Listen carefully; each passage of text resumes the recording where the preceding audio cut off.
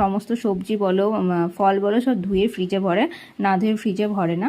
তার জন্য ধুয়ে দিয়েছিলাম। তারপর সবে শুয়েছি, 15 মিনিট হয়েছে আর দাদা চলে এসেছে। তো দাদা বলছে খেতে দে। তো সেদিনকে দুপুরে রান্না করেছিলাম ভাত, পেঁপে ভাজা, ছোলা ডালের বড়া ভাজা, ছোলা ডালের বড়া, পটল, তারপর আলু ফুলকপি দিয়ে একটা তরকারি, ডাল আর আমের চাটনি। তারপর এখানে সমস্ত সবজিগুলো শুকিয়ে গেছিলো, তো বিকালবেলায় সবজিগুলো সব ভরে দিলাম।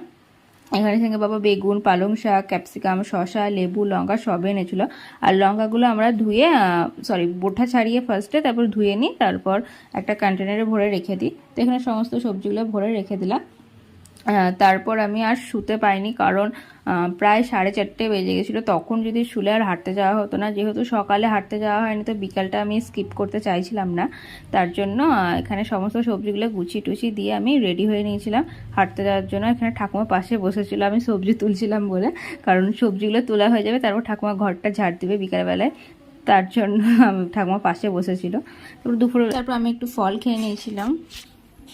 তারপর ফল বলতে সেদিনকে ফ্রিজে পেয়ারাই রাখা ছিল, তরমুজও ছিল। তরমুজটা আমি কাটতে পারি না, তার জন্য তরমুজটা খাওয়াইনি। মা আসবে তারপর কাটবে, তারপর খাবো। আর পেয়ারা খেতে আমি খুবই ভালোবাসি, তো পেয়ারাটাই খেয়ে নিয়েছিলাম। আর তরমুজটা না খেতে খুব একটা ভালো না, কারণ মা এসে কেটেছিল, তারপর খুব একটা ভালো লাগেনি, কীরকম শুকনো শুকনো লাগছিল। তো একদিন খেয়েছি অর্ধেকটা, আর অর্ধেকটা এখনো রাখা আছে, ভাবছি জুস করে খেয়ে নেবো।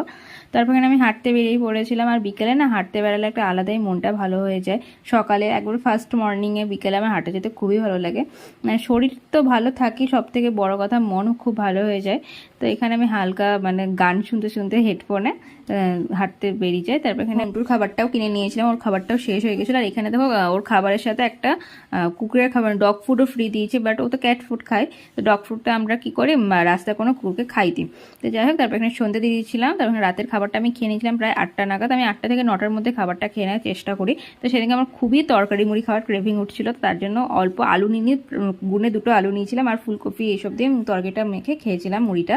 তো যাই হোক, তারপর বাইরে একটু দাঁড়িয়েছিলাম কারণ ঠান্ডা ঠান্ডা হাওয়া দিচ্ছিল। তো ভিডিওটা দূর থাকুক, দেখা হচ্ছে নেক্সট ভিডিওতে, টাটা।